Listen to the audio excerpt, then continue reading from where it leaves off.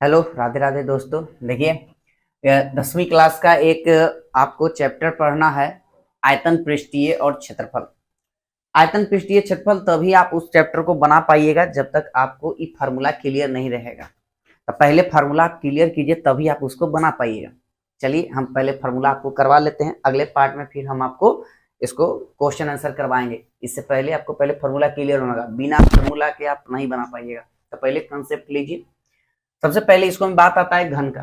घन घन होता क्या चाहिए पहले ही समझिए। कहते हैं कि जब 6 गो वर्ग आपस में मिलता है, 6 गो वर्ग, वर्ग उसको कहते हैं जिसकी प्रत्येक भुजा आपस में बराबर होती है। तो 6 गो वर्ग देखिए, 1 गो, 2 गो, 3 गो, 4 गो, एगो उधर 5 और एक पीछे 6। जब 6 गो संलग्न, संलग्न का अर्थ होता है कि सटा हुआ, सब आपस में सटा हुआ रहेगा। तो जब 6 गो घन आपस में मिलता है तो मिल कर करके वो जो आकृति बनाती है, 3D आकृति, ओकरा हम लोग बोलते हैं घन कहते हैं। और यही चीज अगर आयत हो जाए, 6 गो संलग्न आयत अगर आपस में मिल जाए तो वह घनाभ बन जाएगा। 6 गो, अगर 6 गो वर्ग रहा तो घन, और 6 गो आयत अगर हो गया तो उसको हम घनाभ कहेंगे। तो देखिए घन में क्या है। घन में कहा जाता है कि इसके लिए फॉर्मूला क्या क्या हो सकते हैं, इसको परीक्षा में डायरेक्ट आपको ऑब्जेक्टिव भी पूछ देगा। सबसे पहले बात करते हैं घन का पूर्ण पृष्ठीय। पूर्ण माने सब है, जितना फलक है सब है, सब है। 1 2 3 4 5 6 6, तब पूर्ण मतलब होता है सब है। तब घन का पूर्ण पृष्ठीय क्षेत्रफल, इसी को हम लोग शॉर्ट में टीएसए कहते हैं, टोटल सरफेस एरिया। तो टीएसए अर्थात टोटल सरफेस एरिया। तो घन का टीएसए का फॉर्मूला याद रखिए, 6 है तो 6a²। ए क्या है, तो ए सभ्य भुजा है। घन का वक्र पृष्ठ, वक्र कहे या पार्श्व कहे या चारों दीवारों का क्षेत्रफल कहे, सब एक ही बात है। तो इसको हम लोग बोलते हैं शॉर्ट में CSA, कर्व सरफेस एरिया। ठीक ना। तो CSA कर्व सरफेस एरिया, एक फॉर्मूला 4a²। घन का आयतन या इसको धारिता कहते हैं। घन का आयतन का फॉर्मूला होता है 1 क्यूब। घन का विकर्ण की बात किया जाए, विकर्ण का मतलब होता है कोई भी आकृति रहे, अगर कभी कहे विकर्ण तो सिंपल भाषा में समझिएगा कि ओहो विकर्ण है। विकर्ण का मतलब समझिएगा कि कोई रूम में आपको बहुत लंबा छड़ रखना है, तिरछा छड़। कैसे आप छड़ रखिएगा कि सबसे बड़ा छड़ अटेगा ओकरा में, तो लंबे लंबे रखिएगा तो नहीं अटेगा। सबसे लंबा छड़ कोना कोनी रखना होगा, तो कोना कोनी यानी कि विकर्ण। देखकर फॉर्मूला होता है √3a।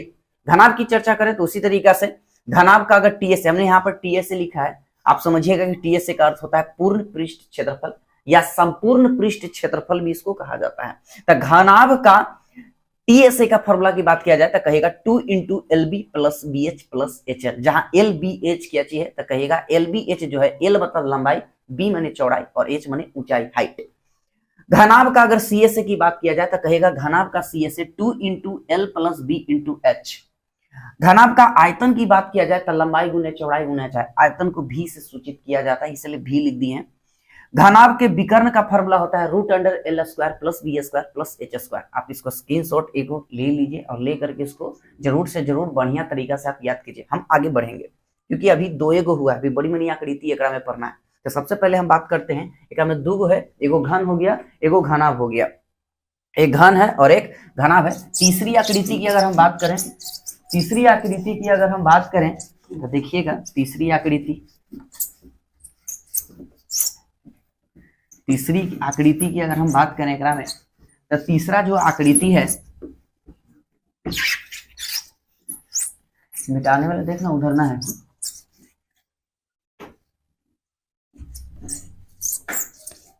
तीसरी आकृति की अगर हम बात करें तो देखिएगा, तीसरा आकृति हम यहाँ लेकर के चल रहे हैं आपको। तीसरा बेलन, बेलन से भी रहेगा, बेलन से भी रहेगा। बेलन देखिएगा, बेलन सिलेंडर कहते हैं इसको। बेलन की आकृति कैसी होगी तो इस तरीके की, एकदम बढ़िया से बारीकी तरीका से आप समझते चलिए। जब तक आपको पूरा फार्मूला और पूरा पहले कंसेप्ट अगर आपको क्लियर नहीं रहेगा तब तक आप इसको नहीं समझ पाइएगा, नहीं बना पाइएगा, है ना। तो पहले आप इसको जो है बढ़िया तरीका से कीजिए। ये बेलन है, बेलन है, ये बेलन है। बेलन में यहां पर देखिएगा, इसको हम लोग बोलते हैं रेडियस, ये हो गया त्रिज्या, और ये दोनों अगर हम इसको ऐसे मिला दे तो ये हो गया हाइट। ये भी हाइट है, ये भी हाइट है, ये भी हाइट है, और ये रेडियस है। ये बेलन हुआ, बेलन की चर्चा कर रहे हैं।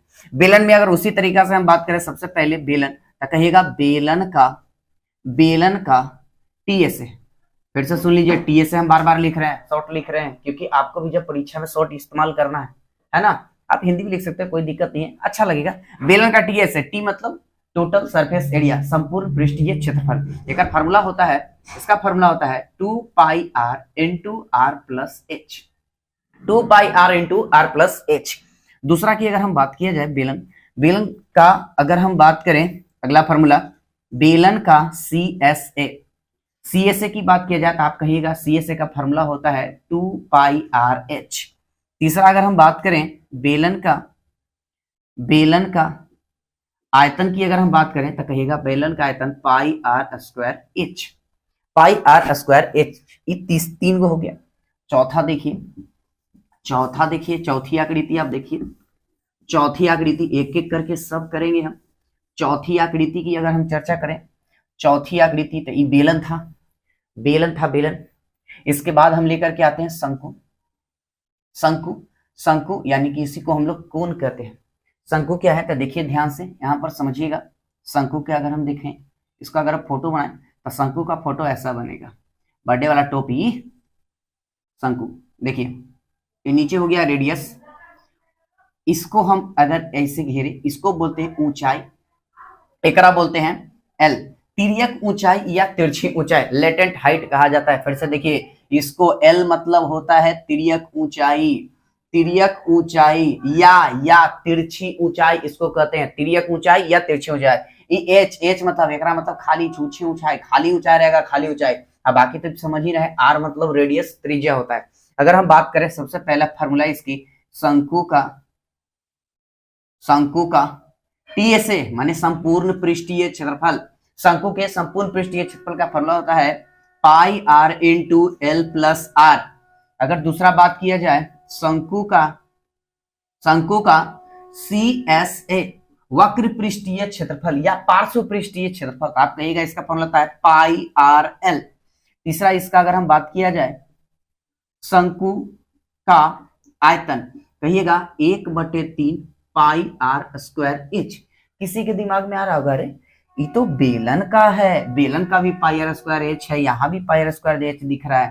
तो आप ध्यान से समझिएगा, अगर कहा जाए देखिए तो बेलन के आयतन पाई आर स्क्वायर एच, यहाँ पर शंकु का आयतन पाई आर स्क्वायर एच। आप मने मने सोचिए कि अगर हम मने 3 से अगर गुना कर दिया जाए, 3 से अगर गुना करिएगा तो 3 से 3 कैंसिल हो जाएगा, खाली बचा पाई आर स्क्वायर एच माने बेलन का आयतन। एक मतलब हुआ कि 3 गो शंकु के आयतन माने 3 शंकु, अगर 3 गो शंकु आपस में मिला दिया जाए तो एगो बेलन तैयार हो जाएगा। तो हो सकता है कि आपको परीक्षा में जब आप जाइएगा 10वीं का एग्जाम देने के लिए, तो हो सकता है कि आपको पूछ दे कि बताइए एक शंकु जो है बेलन के कितना गुना होता है। तो आप सीधा सा सवाल का आंसर दे दीजिएगा। जिस बच्चे का कंसेप्ट क्लियर रहेगा एकदम बना देगा, कंसेप्ट क्लियर नहीं रहेगा नहीं बना पाइएगा। अब यहाँ पर एक विशेष फार्मूला आपको ध्यान देना होगा, जब बनाइएगा तो विशेष फार्मूला आपको याद आएगा। देखिए ध्यान से, अगर आप कोई बच्चा यहाँ पर थोड़ा सा बगल में इसको बना रहे हैं, देखिए ध्यान से, अगर इसको अगर कोई बढ़िया से देखेगा, केवल हम इस आकृति को, जिस पे मेरा कलम चल रहा है खाली आप उसके ध्यान दीजिए, जिस पर मेरा कलम चल रहा है केवल और केवल आप उस पर ध्यान दीजिएगा। तो यहाँ पर आप देख सकते हैं, यहाँ पर देखिएगा, यहाँ पर एक समकोण त्रिभुज बना है, इसको हम निकालते हैं बाहर। थोड़ा सा ध्यान दीजिए, थोड़ा सा आपको ध्यान देना होगा। तो आप देखिए काची की रेडियस है, ये क्या चाहिए एच है, ये क्या चाहिए एल है, यहाँ 90 डिग्री है। आप एगो फॉर्मूला पढ़े थे पाइथागोरस के लिए,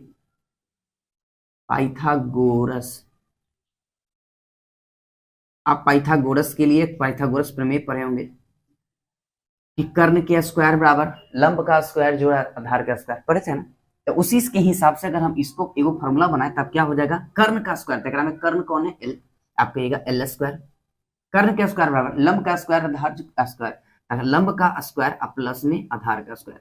ये कब आपको काम करेगा फॉर्मूला, आप कहिएगा ये फॉर्मूला जब आप गणित बनाते समय यदि आपको मान के चलिए कोई 2 गो देले रहेगा और 1 गो गायब रहेगा तो आप इससे निकाल सकते हैं, या ई दोनों को देले रहेगा एल कहेगा निकालने के लिए, तो आप इससे ऑब्जेक्टिव बना सकते हैं। और ये भी सवाल पूछता है आपको मैट्रिक में। तो 1 2 3 4 4 गो कर ली, इसको देख लीजिए, इसको उतारिएगा, जरूर से जरूर आपको याद करना है।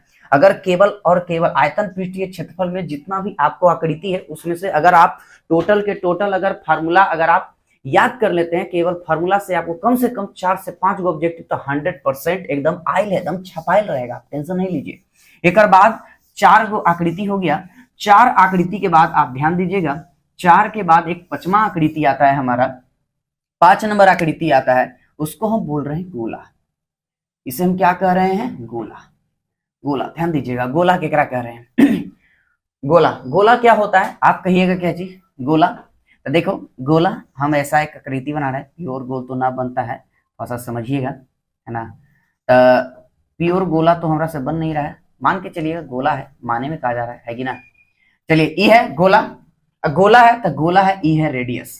किसी कभी कभी क्या, हम भी थे तनिकों में तो हमको भी दिक्कत होता था, हमको लगता था अरे वृत्त का भी फोटोया यही है, गोला का भी फोटोया यही है, कैसे समझेंगे कि गोला है कि वृत्त है? तो ध्यान से सुनिए, गोला वृत्त में छोटा सा ट्रिकली समझिए, ट्रिकली कैसे समझेंगे कि कब गोला है और कब वृत्त, इसको समझेंगे। कहेगा ना कि अगर मान के चलिए गोला मतलब जो चारों पट्टी से बंद रहे, गोला माने चारों पट्टी से बंद रहे, अब वृत्त जेकरा में आप सिंपल भाषा में कहिएगा, वृत्त का अर्थ हुआ जेकरा में आपका अंगुली चल जाए।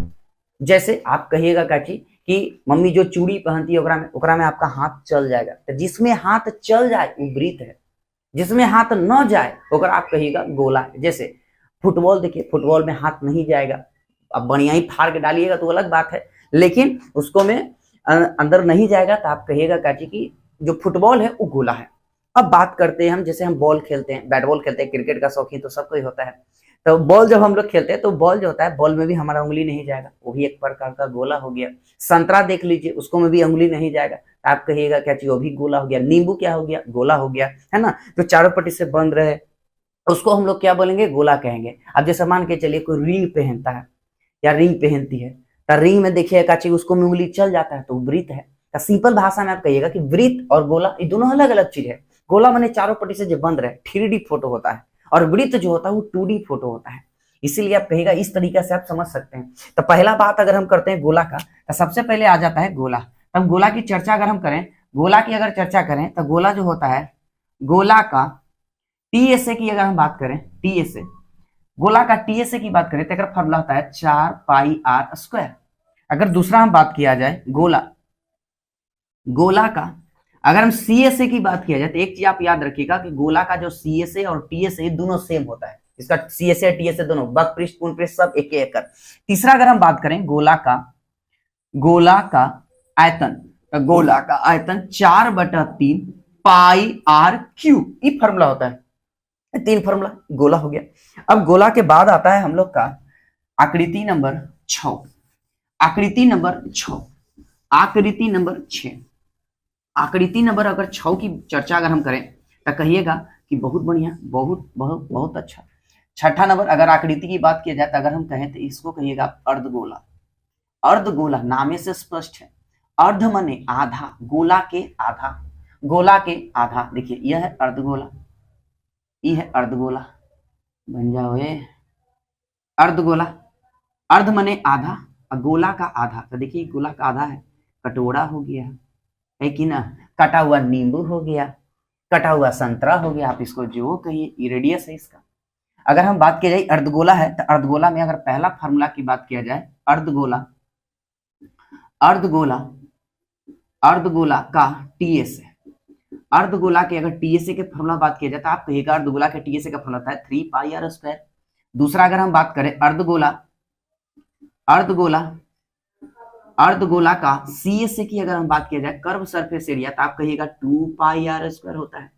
तीसरा अगर हम बात करें अर्धगोला, अर्धगोला का आयतन की बात करें तो कहिएगा 2/3 πr³। ये देखिए 6 को आकृति हुआ।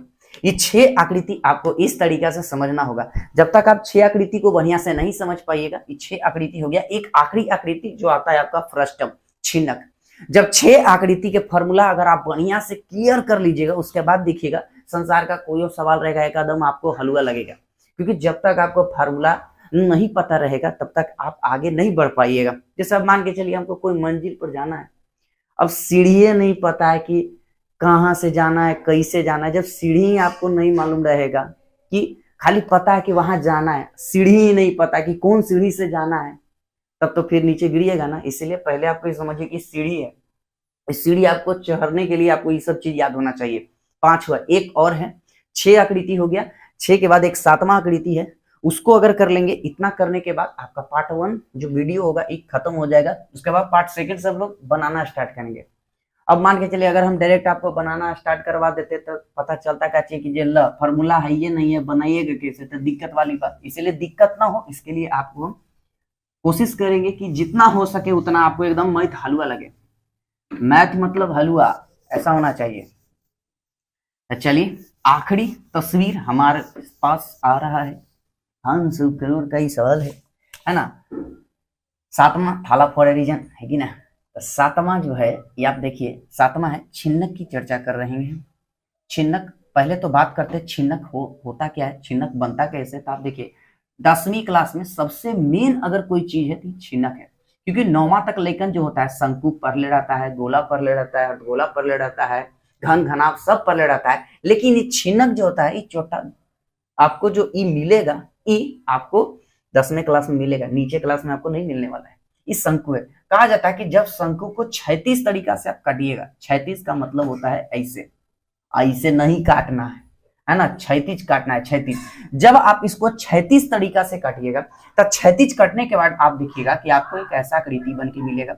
जब इसको बीचे बीचे हम काटेंगे, बीचे बीचे नहीं, जरूर नहीं है कि बीचे बीचे काटेंगे, कनु से आप काटिएगा।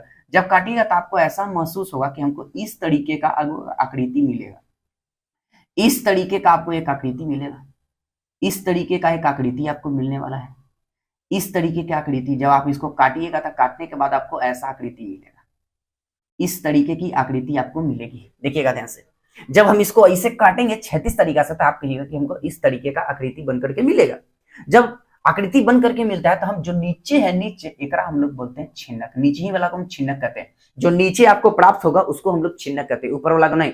ऊपर वाला को कोई लेना देना नहीं है, आपको इसको कोई लेना देना नहीं है, आपको नीचे ही वाला से सब काम है, नीचे वाला को ही काम लेना है, हमको नीचे वाला से काम लेकर के चलना है। आप कहिएगा कच्ची कि हाँ नीचे ही वाला को छिन्नक करते हैं। तो बोलेगा ऐसी आकृति कौन है, आप कहिएगा ऐसी आकृति। इस पर हम ज्यादा समय इसलिए दे रहे हैं क्योंकि 10वां क्लास में मोस्ट इंपॉर्टेंट चीज है ये, ऑब्जेक्टिव एकदम खकोर के पूछेगा एक से रगड़ रगड़ के। तो सबसे पहले अगर हम बात करें ऐसी आकृति आपको कहाँ दिखेगा, तो आप कहिएगा ऐसी आकृति बाल्टी है, बाल्टी है। अरे कहने का मतलब आप समझिए कि आपको जो है एकरा में 2 त्रिज्या दिख रहा होगा, एगो के बड़ी आर कहिए, एगो के छोटी आर कहिए, एगो के बड़ी आर, एगो के छोटी आर। आप कहिएगा बड़ी आर छोटी आर क्यों, अरे नीचे हूँ एगो त्रिज्या आई, ऊपरे से कट ली तो एक बार त्रिज्या बन गया आपको छोटा, एक बड़ा त्रिज्या एक छोटा त्रिज्या हो गया। हालांकि किताब में आपको कोई किताब में आप देखिएगा कि कहीं R1 और R2 लिखल है, तो हम काहेला R1 और R2 लिखे जाए, सबसे अच्छा रहेगा बड़ा त्रिज्या बड़ी आर, छोटा त्रिज्या छोटी आर। बस सिंपल लेकर के चलना है, जितना साधारण तरीका से सोचिएगा उतना ही साधारण तरीका से आपको समझ में आने वाला है। आप कहेगा बड़ा त्रिज्या बड़ी आर, छोटा त्रिज्या छोटी आर, तो कोई ऐसा सोचो, ऐसा आकृति अपने दिमाग में लाइए कि एगो ऊपर से बड़ा वृत्त रहे, एगो वृत्त है ऊपर, एगो बड़ा वृत्त रहे, एगो छोटा वृत्त रहे, तो कहिएगा ऐसा आकृति, हाँ ऐसा आकृति बाल्टी है। ऐसा आकृति आप कांच वाला चाय पीते होंगे पहले, अब तो क्या बोलते हैं उसको, कागज वाला बनने लगा है। लेकिन पहले आप देखिएगा कि कांच वाला आता था, कांच वाला जेकरा में चाय मिलता था, कांच वाला जो चाय वाला होता था वो इस तरीके का होता था, ऐसा है ना, नीचे से इस तरीके का होता था। तो आप कहिएगा ये भी, और ऊपर से बड़ा वृत्त छोटा वृत्त, तो कहेगा जिसमें बड़ा वृत्त और छोटा वृत्त आ जाए आप कहेगा वही जो है वही आपका फ्रस्टम है। गिलास कहिएगा कि गिलास हो गया, है ना, बाल्टी हो गया, है ना, इस तरीके गमला हो गया। गमला में भी आप देखिएगा तो गमला जो है, गमला की आकृति आप देखिएगा, गमला भी नीचे से छोटा ऊपर से मुंह बड़ा होता है होकर, यानी ऐसा कोई भी आकृति जेकरा में आपको बड़ा और छोटा वृत्त आपको दिखाई दे आप कहिएगा वही फ्रस्टम है। बस तो फ्रस्टम आप समझ गए होंगे। चाहे तो आप तुर्की टोपी एगो देखेंगे, अरे तुर्की टोपी, तुर्की वाला लोग जो पहनता है ना ऐसे रहेगा, तो ऊपर से होकर छोटा रहता है और नीचे वाले मुड़िया जाए इतना भर में रहता है, मतलब इस तरीके का। तो आप कहिएगा कैची की बाल्टी हो गया, गिलास हो गया, गमला हो गया, तुर्की टोपी हो गया, इस तरीके का रहेगा। टब आप देखते होंगे तो टब भी होता है। चलिए तो आगे बढ़ते, लास्ट है ना। पहला अगर हम बात करते छिन्नक है, तो छिन्नक की बात करें तो कहिएगा छिन्नक का सबसे पहले आएगा टीएस।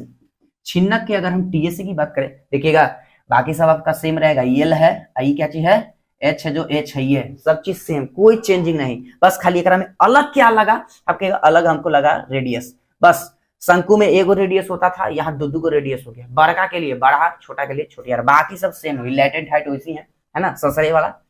छिन्नक की अगर टीएस से बात की जाए, दूसरा आएगा आपको छिन्नक का सीएस से, छिन्नक का सीएस से। एक आएगा आपका छिन्नक का आयतन, छिन्नक के आयतन। अच्छा किसी को याद है शंकु वाला में क्या होता था, याद कीजिए तो 1/3 वहां होता था पाई आर स्क्वायर एच, वहां की चर्चा कर रहे हैं। तो आप कहिएगा ना कि एकरा में ओकरा में त्रिज्यावा एगो होता था, एकरा में त्रिज्यावा कईगो है, दूगो, माने त्रिज्यावा को हटा करके बाकी सब सेम है। तो त्रिज्यावा को हटा करके बाकी सब सेम है, एकरा लिखेगा बड़ी आर स्क्वायर प्लस छोटी आर स्क्वायर प्लस बड़ी आर इंटू छोटी आर, बस छोटा सा हो गया 1/3 पाई एच इंटू बड़ी आर स्क्वायर प्लस छोटी आर स्क्वायर प्लस बड़ी आर इंटू छोटी आर, हो गया सिंपल।